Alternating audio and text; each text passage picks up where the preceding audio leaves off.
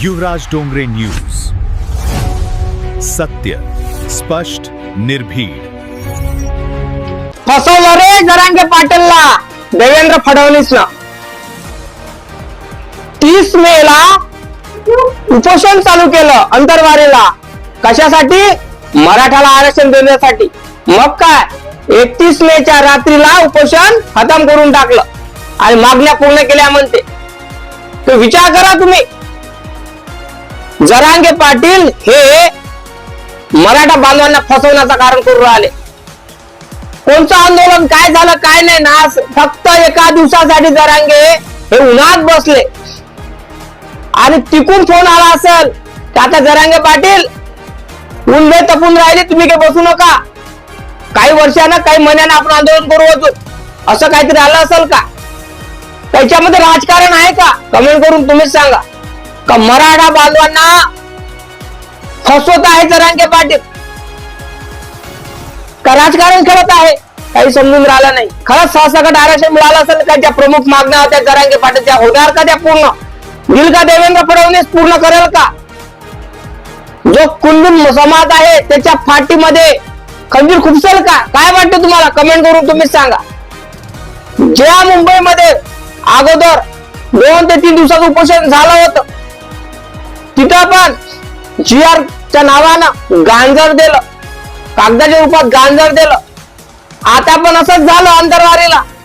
आता पण फसवलं देवेंद्र फडणवीस यांनी. आता पण आश्वासन आश्वासन आश्वासन. जरांगे पाटील हे राजकारण खेळून राहिले हे अजूनही मराठा बांधवांना समजून राहिलं नाही. त्यांच्या डोळ्यात तिकट टाकण्याचा कारस्थान चालू आहे.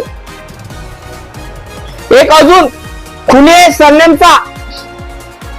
सरनेमचा एक त्याचाच मराठा बांधव शेतामध्ये उपोषण करून राहिला आणि तो मराठाच्या विरोधात करून राहिला का सहमतीने करून राहिला? तिथे जरांगे पाटीलला काही ना काही बोलून राहिला. काय वाटतं तुम्हाला? म्हणजे मराठा समाजाला विरोध करून राहिले लोक. तो विचार करा कसं काय आरक्षण मिळालं हो? बरोबर नाही का? तर हा व्हिडिओ सविस्तर बघा. नवीन असेल तर लाईक आणि चॅनलला सबस्क्राईब करा. विसरू नका. फेसबुकवर फॉलो करायला विसरायचं नाही. मित्रांनो, जरांगे पाटील यांनी 30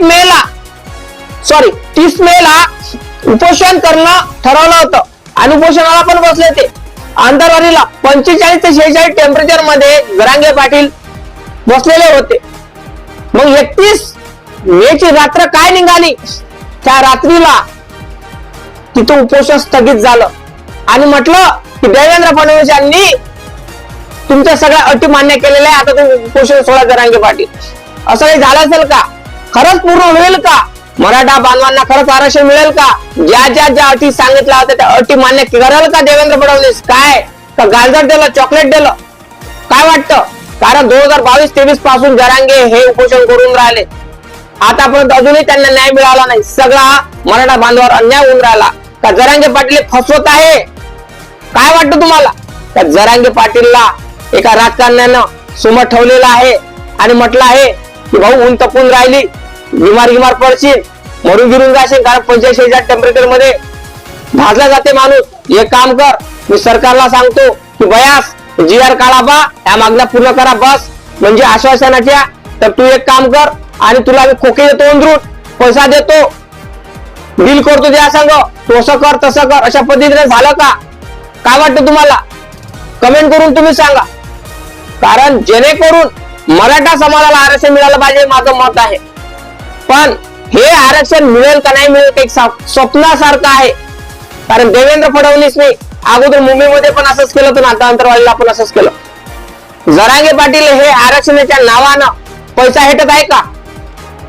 तर त्यांना चाहूल लागले का आरक्षण मागण्याची, उपोषण करण्याची? कारण अजूनही मराठा बांधवांना आरक्षण मिळालं नाही. कधी मिळणार, केव्हा मिळणार अद्याप मालूम नाही. मिळणार का की नाही हे पण मालूम नाही. पण म्हणतात काय ते पोरं हो आपण जिंकलो. जरांगे म्हणतात पोरं हो आपण जिंकलो, आता आपल्याला आरक्षण मिळणार आणि कुणबी प्रमाणपत्र मिळणार. खरंच कुणबी प्रमाणपत्र मिळेल का? काय वाटतं तुम्हाला? कमेंट करून तुम्हीच सांगा. कारण जेणेकरून जनतेपर्यंत रिअल कहाणी, रियालिटी काय आहे हे आपल्या चॅनलवरतीच माहित होणार. जरांगे पाटीलने अंतरवारीला 30 मे ला उपोषण केलं, पण 31 मे ला स्थगित केलं. आणि हे आंदोलन स्थगित का झालं काय माहित, कारण तिथे जरांगे पाटीलला कोणी पैसे दिले का, तर डील झाली का गांजर दिलं, काय झालं का अंदरून पैसे दिले का जरांगे पाटील तुमचं उपोषण थांबून जा, कारण ऊन तपून राहिली आणि मी तुम्हाला एवढा पैसा देतो थांबवण्यासाठी, तुम्ही आता हे जे उपोषण आहे हे थांबून ठेवा आणि मराठा बांधवांना तुम्ही समजून सांगा आणि असं सांगा त्यांना की आपल्याला आता आरक्षण मिळालं आहे आणि आपल्या पूर्ण गरजा पूर्ण होणार आणि ज्या मागण्या आहे आपल्या पूर्ण करणार देवेंद्र फडणवीस, अशा पद्धतीने तुम्ही सांगा, असं समजावा आणि मी तुम्हाला जेवढा पैसा लागतो तेवढा पैसा आम्ही तुम्हाला देतो. असं डील झाली असेल का, काय वाटतं तुम्हाला? का देवेंद्र फडणवीस यांनी फसवलं का जरांगे पाटीलनं मराठा बांधवांना फसवलं, काय वाटतं तुम्हाला? कमेंट करून तुम्ही सांगा. कारण इथे एका दिवसाच्या उपोषणामुळं सगळे जे त्यांनी आपल्या प्रमुख मागण्या होत्या ह्या पूर्ण करायला लावल्या असेल का? आतापर्यंत एवढे जरांगे पाटीलने उपोषण केले तेव्हा तर पूर्ण झाल्या नाही, आता असं नाही अचानक असं का झालं की एका रात्रीतूनच सगळ्या गोष्टी इकडे तिकडे झाल्या? काय वाटतं तुम्हाला? याच्यामध्ये काही का दाल कुछ काला आहे का? कमेंट करून तुम्हीच सांगा. लाईक करा, चॅनलला सबस्क्राईब करा विसरू नका. जय भीम, जय शिवराय, जय जवान, जय किसान.